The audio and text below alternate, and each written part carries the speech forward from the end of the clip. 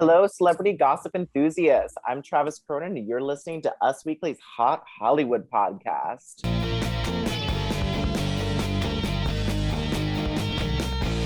Well, today I'm joined by my two superstar co-hosts, the lady with the long hair and the sundress, Gwen Flambert, Hey guys. and the woman with straight leg jeans and a free David Dobrik sweatshirt, formerly baby girl, Sarah Huron. I don't know how I feel about these descriptions. Gwen always gets a compliment. I feel like I always get a low-key diss, but hello. That was not a diss. They're just your own interests. It's not my fault. Well, today we have a lot of celebrity news to get into. We have an A-lister who is finally dating again. All of the single women in the world can rejoice. We have a royal feud that seems to be disengaged now because of a beautiful little baby girl. We have Kelly Clarkson divorce shocker update, and the ongoing saga of how often to shower yourself or your kids continues to play out through Hollywood. But before we get into this and much, much more, let us get into our woes of the week. That is not what we're sad about, not our woes. No, something that made us go, whoa, when we saw it, on our screens, on our phones, wherever. Sarah Huron, what made you pause and we're taken aback this week? Well, it's actually about an engagement, but it's not Joey Lawrence's engagement. But I also just would say that would have been a great answer because he is kind of the inspiration behind your woe use. Yes. The Blossom star himself. But no, I want to talk about Sophia Bush. Sophia Bush is engaged to her boyfriend, Grant Hughes, which is lovely. He's like a businessman entrepreneur. They look really cute in Italy getting engaged. But what made me go, whoa, is the day the engagement came out publicly was the same day that Sophia Bush was on a podcast talking about how she's not allowed to talk about her ex-husband, Chad Michael Murray, because every time she does, they get into a big back and forth in the media, which by saying that starts, a whole other Chad Michael Murray, Sophia Bush thing. If you are a One Tree Hill fan, you know the significance of this relationship and why people care. They were Brooke and Lucas on One Tree Hill, very on again, off again. When their characters were dating in real life, they were broken up on the show. When they got divorced, of course, their characters got right back together. So dramatic. And she gave a quote in the story about how she still believes in marriage, but she wants someone who, she said, I think it depends on what people's motivations are, whether it's for myself or my best friend, that we're clear that we're not signing up about what we're signing up for. We're not getting some Kate Hudson, Matthew McConaughey rom-com life, this whole thing. And then bam, engaged. So, little Brooke Davis, whoa. Do you think she got engaged so she wouldn't have to talk about Chad Michael Murray after mentioning him? I'm sure she did this interview not on Tuesday, and she also got engaged, I think, at the end of July. So once this interview came out and the Chad Michael Murray started, I'm sure that's probably why she posted about it. Yeah, I think one definitely had to do with the other, because as you said, she has been through this before. Gwen Flambert, what made you go, whoa, this week? I hope it was Joey Lawrence's engagement. I didn't even know about it. Sorry, but I have two woes. There were two things that equally made me go, whoa. They're shorter and sweeter than what Sarah was talking about. Does not involve marriage. And one, is really dedicated to formerly baby girl Sarah Huron. You guys, did you see that Machine Gun Kelly, known as MGK, shaved his dang head and revealed some head tattoos? I mean, it just gets crazier and crazier. I feel like MGK and Travis Barker are facing off to see who can have the more wild summer. Anyway, totally made me go, whoa. Go to usmagazine.com/stylish and see the pics, get the whole download on the story. The other thing that made me go, whoa, you guys, is that Kim Kardashian may be expanding her empire to swimwear. What do you think of that? I love swimwear. I'm somebody who sits under an umbrella with SPF 70 and often wears a caftan over my swimsuit, but yet I buy many, many swimsuits. I love swimwear. So I was kind of excited about this one. A fan tweeted Swimberly and Kim responded with soon come. So we might be getting some swimwear from Kim. I love swimwear. I love girls' bikinis, one pieces. I do love looking at them. But with Skims, everything's so beige and sort of boring that I hope we get some prints or some fun things going on there. And Gwen, I'm really excited for you to shave your head and show us your skull tattoo because I know that it is under there. One day, Travis. One day. Okay, we're holding our collective breaths. Well, what made me go whoa this week is, whoa, it's 2006. It is Heidi Montag and Lauren Conrad. Remember her? Back in a little bit of a feud. Heidi Montag was on the Call Me Daddy podcast. Call her daddy. Call her daddy. Yes, Call Her Daddy podcast. And she said that Lauren treated her, quote, like a dog. Heidi said that Lauren said to her, if you date Spencer, you're off the show, which Heidi responded, how dare you? I'm not your dog. Yeah, I appreciate you getting me on this show, but that doesn't mean you own me and you can't tell me what to do with my life. So this made me go, whoa, just because I really, really did get taken back to 2006, 2007, even 2004 with the Spencer, Heidi, Lauren drama of it all. And I just can't believe it's still playing out. She also said that Lauren made some really bad business decisions and she should be, if not a billionaire, 100 millionaire by now with her makeup tutorials, which I thought was a very interesting point. And as always, Heidi Montag is right about that. I mean, we're really in 2006 with Sophia Bush and Chemical Murray and Elsie and Heidi.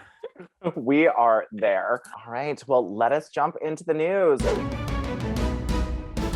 Jennifer Aniston is winning our Red Robin spiciest story of the week.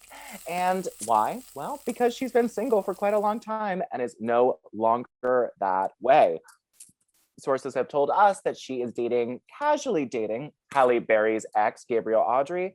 And we hope that despite the racist allegations against Aubrey, he is able to take Jen from a 1-2-3 and a 4-5-6 to a 4-7, 5-7, 6-7, 7-7-7. A source telling us that after things ended with Justin Theroux, Jen decided to take a break from dating and enjoy her own company for a while. She threw herself into her work, hung out with friends on the weekends, and got in touch with her spiritual side. And it was important for her to take a step back and get grounded to get grounded, and she found it rewarding and therapeutic. Eventually, after a lot of reflection, Jen decided to let loose and start dating again. She turned to Laura Dern for dating advice. Great decision. Laura Dern is everything. And the source tells us that Jen is way more interested in guys who are unaffected and have their heads screwed on straight rather than the flashy, braggy types who are all over Hollywood. What she's looking for right now above everything else is kindness, humor, good looks, and of course, chemistry. We also heard that Jen Aniston was inspired by her peers like Julia Roberts, Sandra Bullock, and now Jennifer Garner, who are dating, quote, regular guys and out of the Hollywood bubble. So I am super excited about this. And one more piece of news in the story that Jen is starting to write her memoir. The source tells us she was inspired by Demi Moore, Tina Fey, and she thinks that her story that we're telling right now is lacking in context, and she wants a definite version of her life and her path to fame. She will be touching on the Brangelina saga of it all, and I can't wait. What do you guys think about Jen's new life and her being an author? What I have always wanted for Jennifer Aniston is for her to date a regular Joe. So I'm here for it. And I really hope that she sticks with that plan. Gabriel Audrey is hot AF and, may she have a lot of fun with him. But I think that Jen needs to be the star of the relationship. And it would be really great if she just found someone who appreciated her, kind of like Jennifer Garner and the Burger King. You know what I mean? You know what I'm saying? Yeah. However, the interwebs went wild yesterday when rumors broke of a potential love affair between Ross and Rachel IRL. Jennifer Aniston and David Schwimmer were seen together, and fans just went absolutely bonkers to the point where I was like, are they actually dating? Even me, who's like, in this game, I don't know. I mean, who wouldn't want to see that happen? Jen and Ben, Ross and Rachel. Sarah Heron is raising her hands. Tell us. I do not need to see that happen. First of all, we watched the Friends reunion. Did we see the way everyone aged? I don't think Jennifer Aniston needs to date Ross IRL. Also, I just think that it was just wild that people wanted to believe. Like I struggle with the Friends phenomenon. Like I think it's a solid show, but like I really think Friends fans are out of their minds and they need to like relax. Like there was no way this was true. It was weird that people just like leaned into it and decided they needed it to be true so badly. But honestly, the biggest takeaway from everything you just told me, Travis, was that I can't wait for this book because I love a celebrity memoir. And I do think there's something to be said for Jennifer Aniston. Obviously, she's been on the cover of every magazine and stuff, but she does stay pretty guarded. She doesn't, she's not big on social. It's not like she's Jana Kramer out here with her own podcast giving us the behind the scenes scoop. Like, I really think there's a lot I don't know about her. And so much, like, I love decades old tea getting revealed. And if we can get some crazy, like Brad Pitt, either anecdotes or like revelations, like, oh, that sounds like my dream.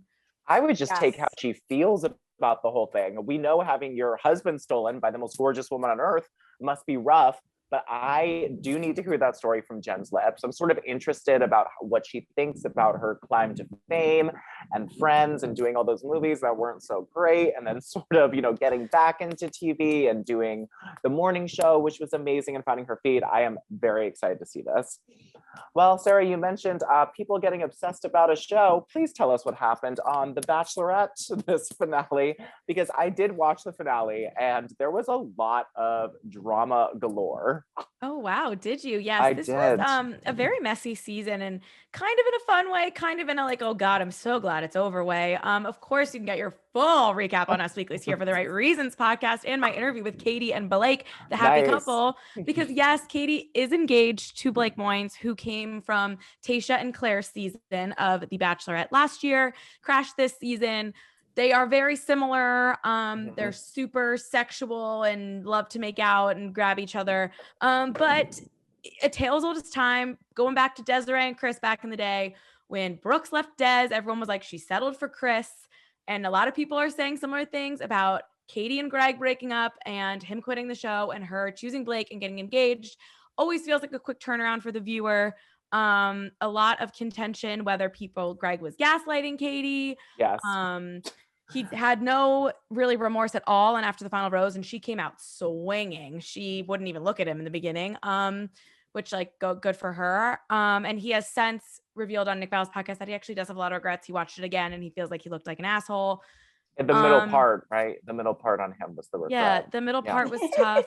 I think that I honestly think after watching it all back more than once, I've seen the finale maybe 3 times at this point, that I think Katie wasn't going to pick Greg. She was just feeling a little insecure and upset that 2 of her top 4 quit because Michael A quit the week before. Yeah. A couple days before this thing. So as Greg was leaving, she was saying, don't leave, or not even don't leave, but like, I promise, trying to get him to stay because she wasn't totally sure it was Greg. She definitely, I think, was thinking about Blake. So I don't think she settled for Blake by any means, but I definitely think Greg could have handled himself better. And Katie, I don't know. It was just like a messy season. And like, I love Blake. Way. I hope Blake and Katie make it. I think he is so adorable and nerdy in all the right ways. And I think he is a great choice for her.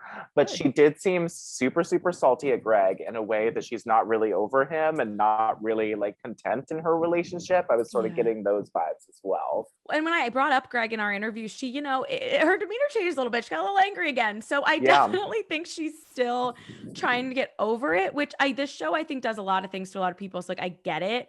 But I'm very interested to see how Katie and Blake slip there, how their relationship goes. I definitely think they have a lot in common and they seem very like infatuated with each other. So I'm not saying it can't work. It's just, it seems like her journey was very tumultuous. Yeah. And I mean, with like, however, 6 weeks, good luck, kids. I hope they make it though. I sort of believe in this couple and I ship a little harder than I usually do for a Bachelorette couple. Yes, I like them. Well, let us move on. Ladies, raise your pinkies, lords and ladies, because we have some freshly brewed cup of royal tea. Meghan Markle and Kate Middleton are friends again, and they are repairing their relationship a little bit at a time. That's right. The birth of Lilibet has helped the two bond over having daughters. A source tells us Meghan and Kate are actually getting along really well and have been in touch more often. Meghan has been talking to her about collaborating on a project for Netflix, a documentary that will spotlight Kate's charity work and the huge impact she has made with her philanthropy.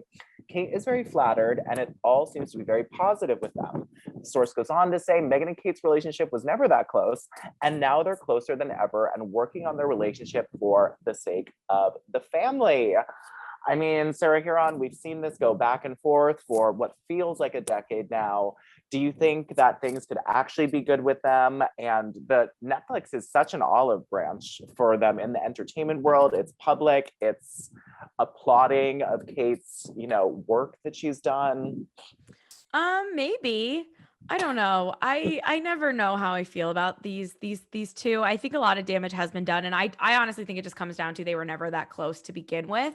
So Right. when Harry and William started fighting, like they obviously weren't gonna go out on their way to, there was no relationship for them to men specifically. I think Kate was always close to Harry, but she was never that close to Meghan to begin with.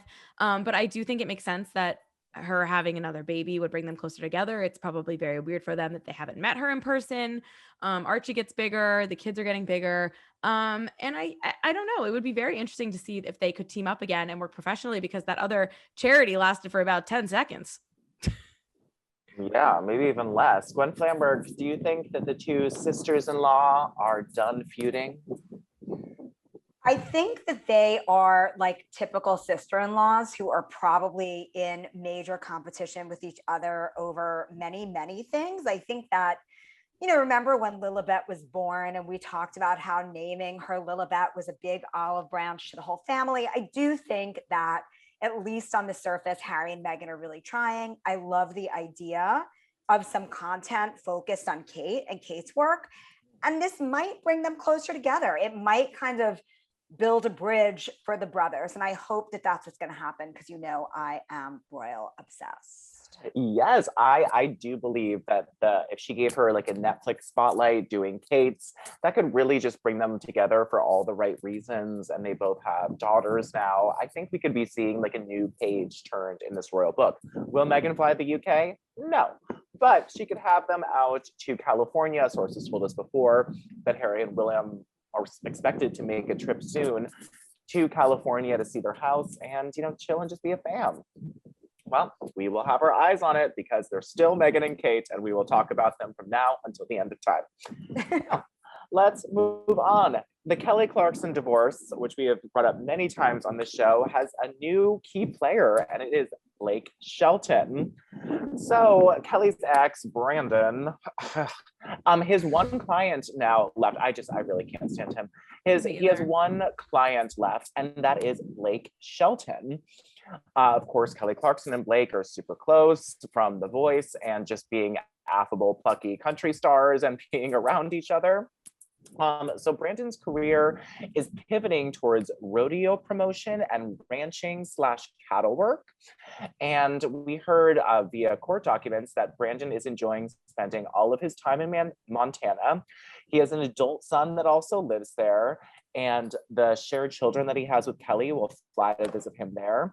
And a source told us that Brandon is much happier in Montana, and it's a happier situation for them all.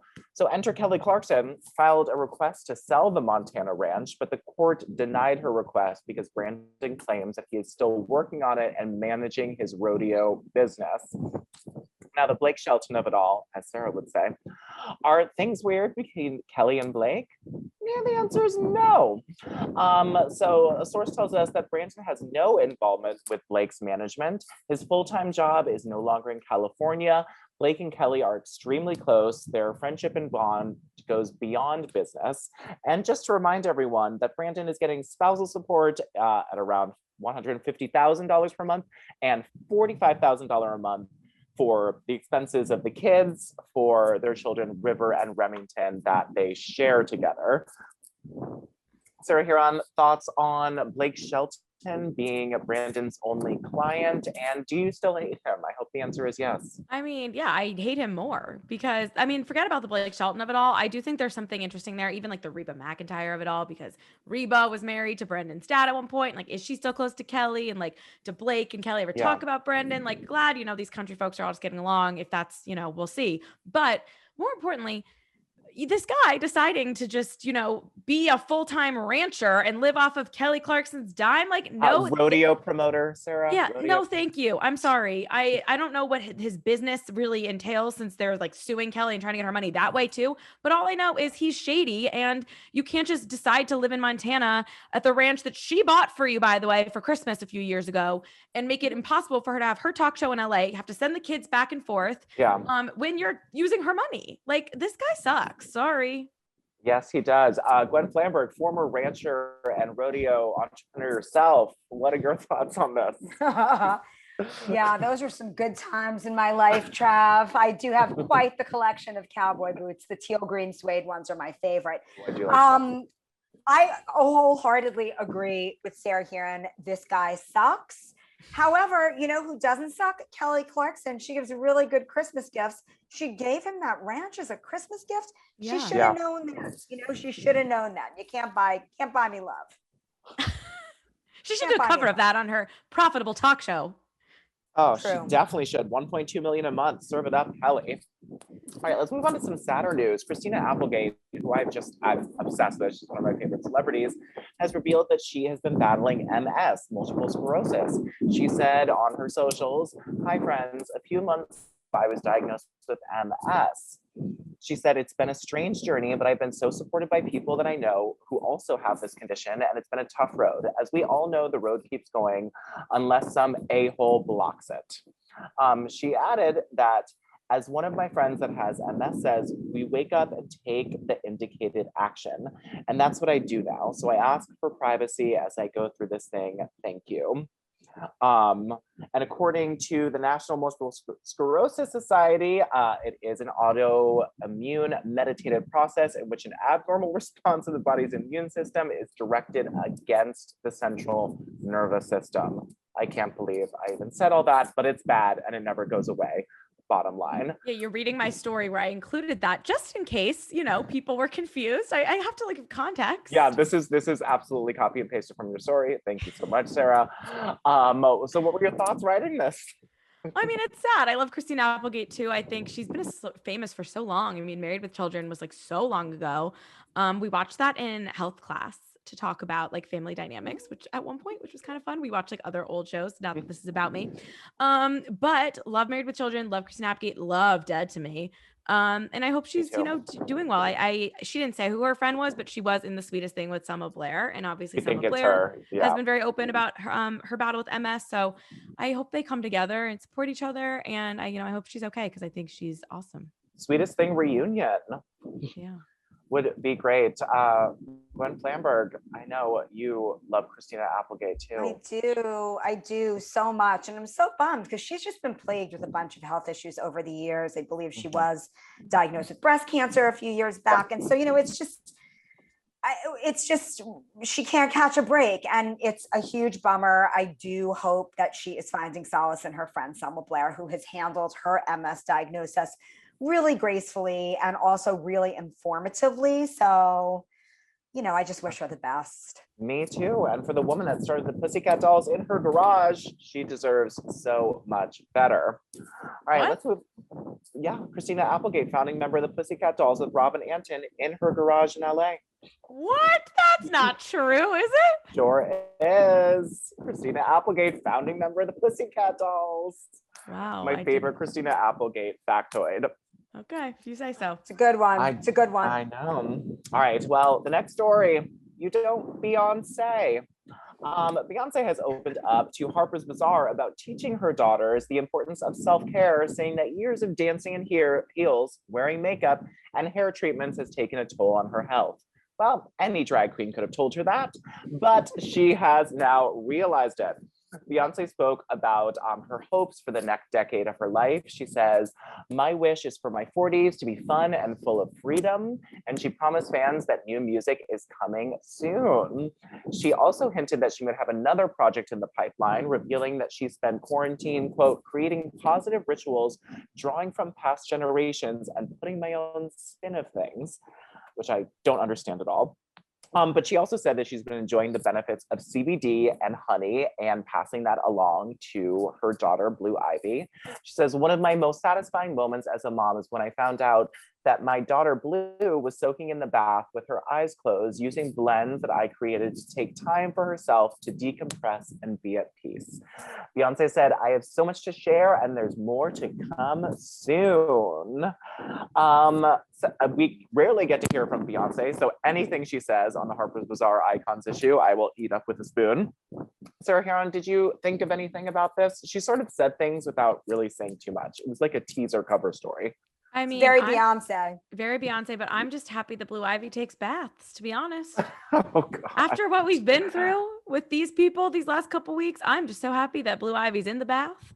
And if Beyonce has some spiritual something going on, Beyonce's very successful. I'm sure it's working. So shout out to Blue for, hygiene, and for Beyonce for parenting.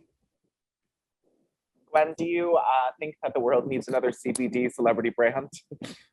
If it's by Beyonce, yes, I do, because who wouldn't soak in a bath that was like touched by the genius of Beyonce? What I really loved about that Harper's Bazaar cover was the styling. I mean, that like waist length hair by her stylist, Chopra, who's worked with her for years and years editorially. It was just next level fabulous. It was the kinds of looks that only Beyonce can serve. And all I can say is I hope she is busy creating another musical piece, not just the music, but also her visuals. Like, come on, give it to us. The world needs you, Beyonce, right now.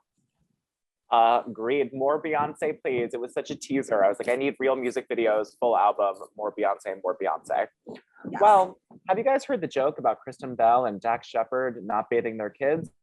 Never mind, it stinks. Everybody's favorite fragrant family has reported that these odorous habits are because they want to do their part in protecting the environment by only using water when it was absolutely necessary. Talking about H2O of the week. You can tell that my boyfriend helps me with all of these puns.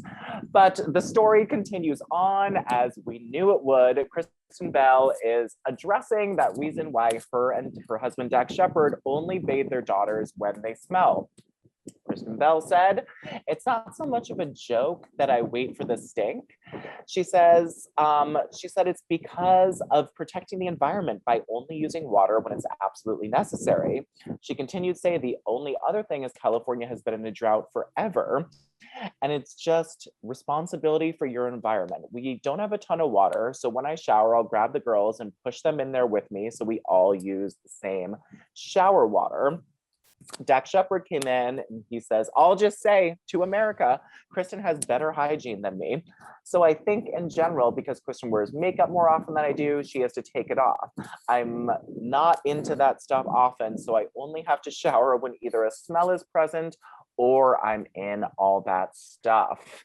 Now, The Rock has spoken out about this. Cardi B has spoken about this. Terry Crews has spoken about this. The ongoing battle for the culture of shower will not stop. So I would like to ask my host, Gwen Flamberg, tell them, do you wait for the stink? Do you shower every day? Do you shower twice a day?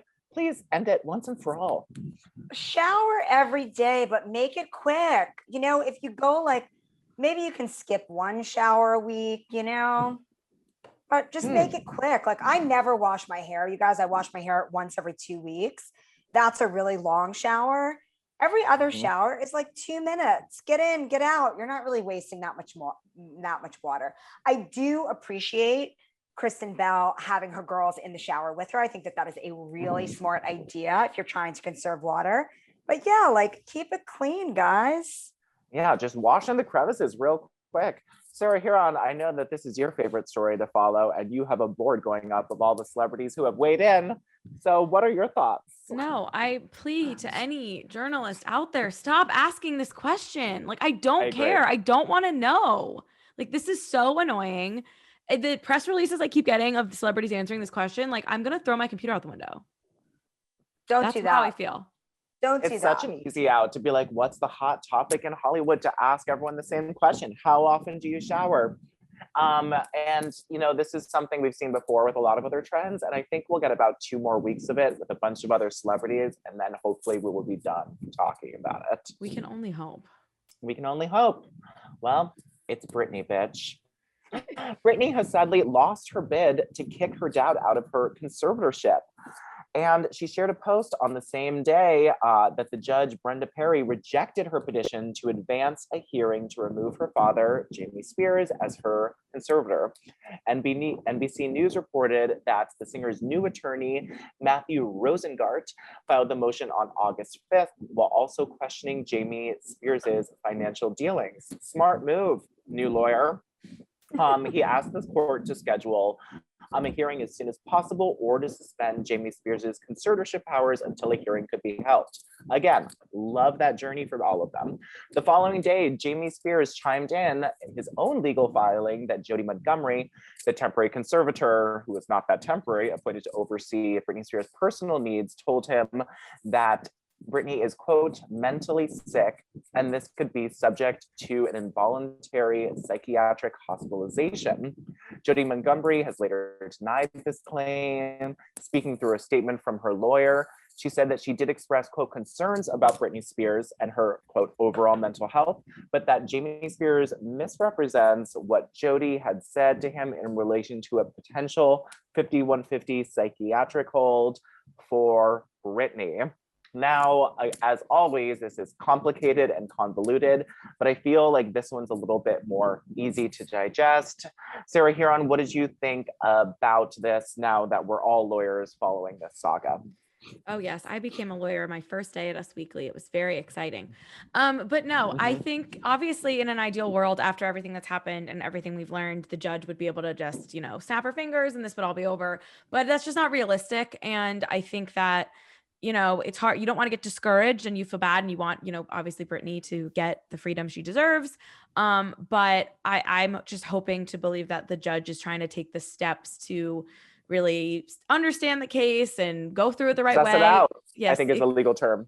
Yes, exactly. And that September hearing, even though they didn't move it up, like hopefully it goes her way and she's just trying to do it the way that legally they have to. But always hearing good signs that the lawyer is fighting, and more has happened in the last couple months than happened for years. So trying to stay optimistic is how I'm going with it. I agree. Lamberg, one of the biggest free Britney advocates. Love that for you. I agree. I want to stay hopeful, but also, Britney, please stop posing topless. Stop doing it. It makes it look a I little liked the topless photos. I liked them. I thought they were pretty. Well, they are really pretty. She has a beautiful body. She's a beautiful girl. She's got an amazing rack, but like, try not to do things that are going to make people question your sanity. You are a mother. Just, I know that you want to make waves. I know that you want to express your freedom. Posing topless might not be the way to do it right now at this particular juncture. Just saying. That's a pretty good point. And Britney sort of did echo those statements on her social media when she said that she isn't going to be posting as much more on her Instagram because the media and the courts can use it against her and say that she is a little crazy. But I mean, when you look at her social media, Gwen, you're right. It's like, here's how sane I am. Please allow me to live on my own. And the dancing videos and the art and the strange Google image pictures are not helping her case at all. I did really like the topless photos, though. I thought they were really fun. All right, let's move on. So the hottest third wheel in Hollywood, Matt Damon, has joined Benjamin on vacation. Jennifer Lopez and Ben Affleck had a famous third wheel on their Malibu beach date, and it was Matt Damon. Another sign that Benjamin, Jennifer 2.0, is getting very serious. These TMZ ran photos of the threesome walking down the beach in Malibu, Jennifer and Ben were holding hands. And they looked really cute. And I love that Matt Damon is playing third wheel onto this relationship. It really makes me feel like they've combined the families, they're combining the friends, and it feels a lot more normal.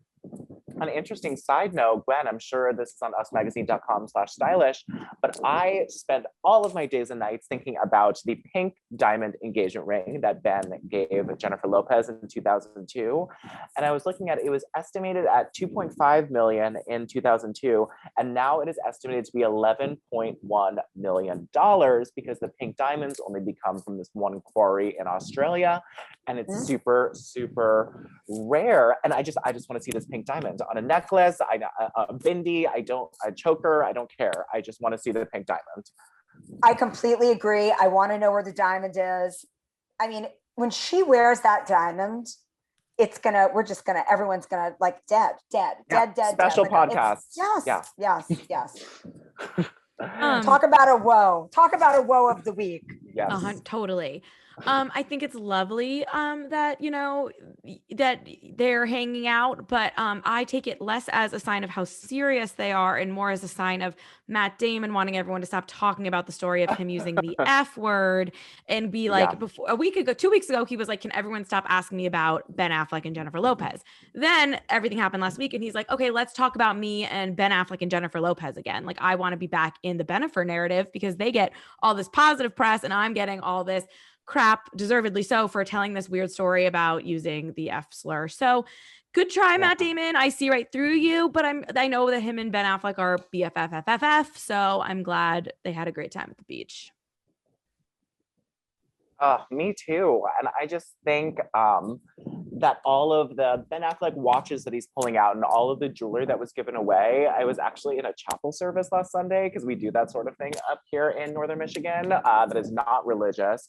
And the pastor was talking about love gifts that are given and then people break up and what do they mean?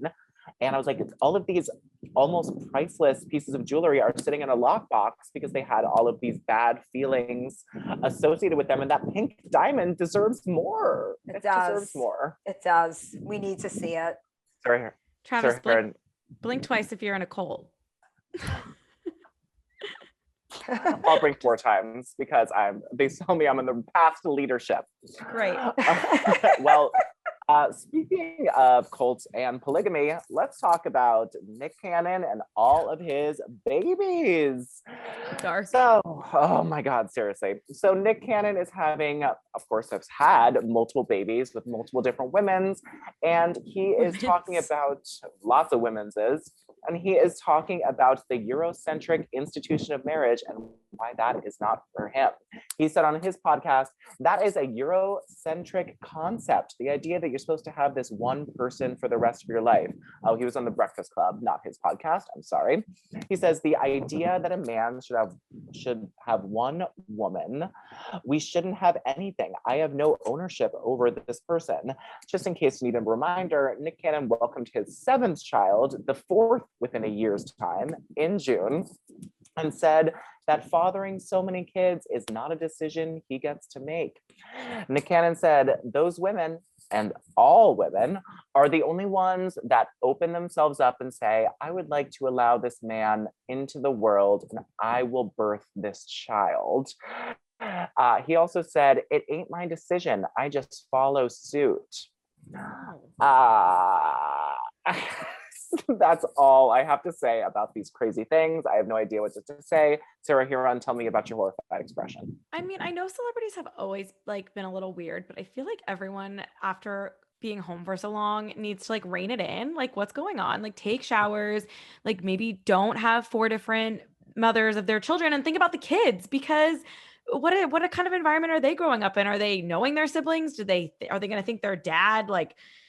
I don't know. It's just a little weird for me. I don't like to, you always try to, make me mom and parent shame on this show. And I don't want to do that. But at the same time, this one is a little weird for me. I don't know if this is for anyone's best interest. And what the hell are you talking about, Nick Cannon? Of course you have control over whether you have kids. Yeah. And I'm going to say that, to dad shame him. There's plan B, condoms, family planning. I mean, you don't have to have unprotected possible childbirthing sex with all of these women, and to have 4 different children in a year with 4 different women just seems a little egotistical, like you're just dying to spread your seed all over the world, or inconsiderate to the women. And it just doesn't kids. And of course, the kids, it just seems like he is maybe not doing this for the right reason. And he's just trying to sire as many people as he can to, you know, leave his mark on the world. Gwen Flamberg, are you planning on having any of Nick Cannon's kids this year? Because we would love to break it on this podcast. I'm gonna say that's a hard no, Trav. But okay, good. You know, I try to see people who are only maybe seeing one other person other than me. No, really, I really prefer monogamy. I do. You know, I completely agree with you. It's like not doing it for the right reasons. You think, Trav? You think? I do. Yeah, just calm down, Nick Cannon. Calm down. Calm down. Just a few less babies. All right. So here on speaking of babies, the beautiful little Disney baby Selena Gomez said she signed her life away to Disney.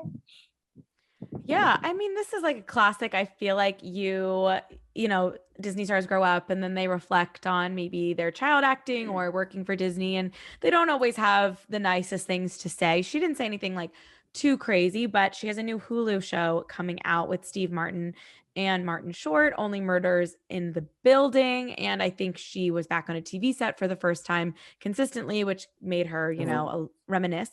And she said, I signed my life away to Disney at a very young age. I didn't know what I was doing. The level of sophistication of the material is the reason why I wanted to do this. Speaking about her new show, not about the iconic Wizards of Waverly Place. I thought she was talking about Wizards. Yeah, I mean, that was also a great show. Very sophisticated, a lot of spells.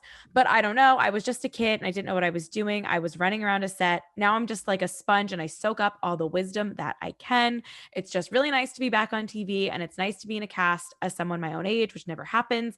I'm just very happy to be doing this. And you know what? I'm just really happy that Selena Gomez is happy, because I feel like she's had a little bit of a tumultuous up and down the last couple of years. Her health too. People making fun of her kidney transplant for no real reason on television. And I'm glad she's got a new show and it looks funny. I can't wait to watch it.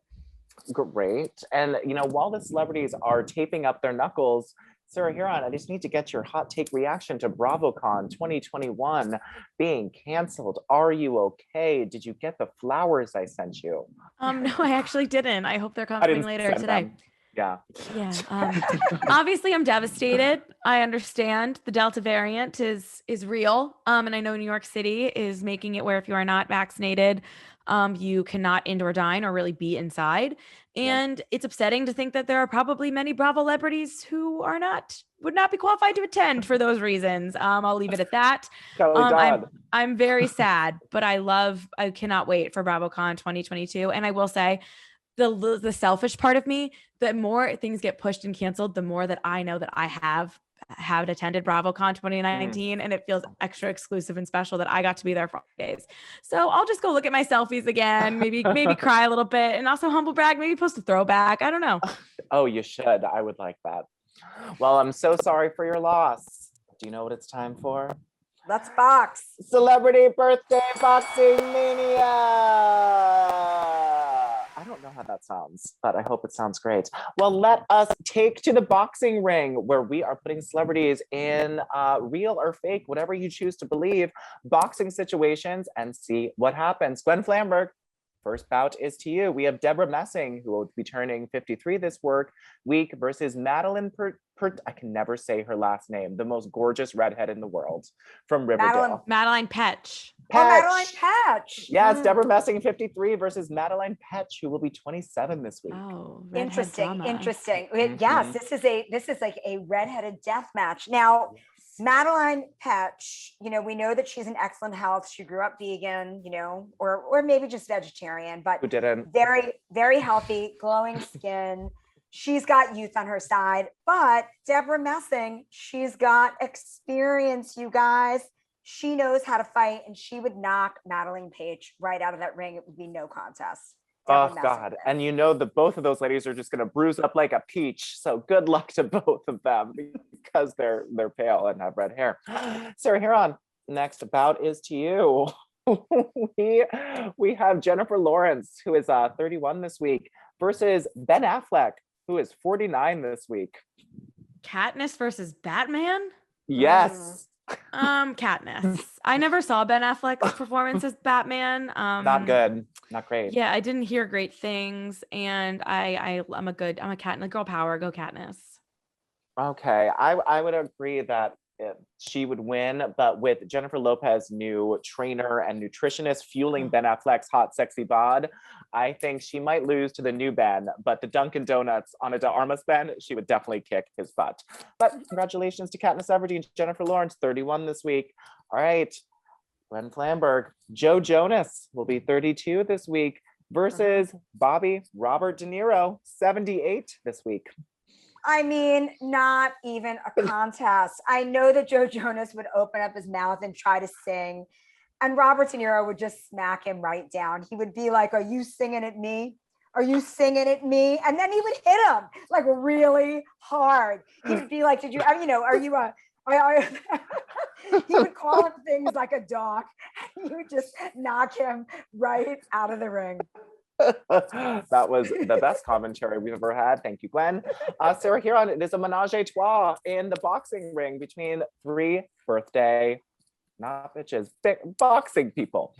We have Deborah Messing, 53, Jennifer Lawrence, 31, and Robert De Niro, you looking at me, 78 years old. Wow, a lot of legends.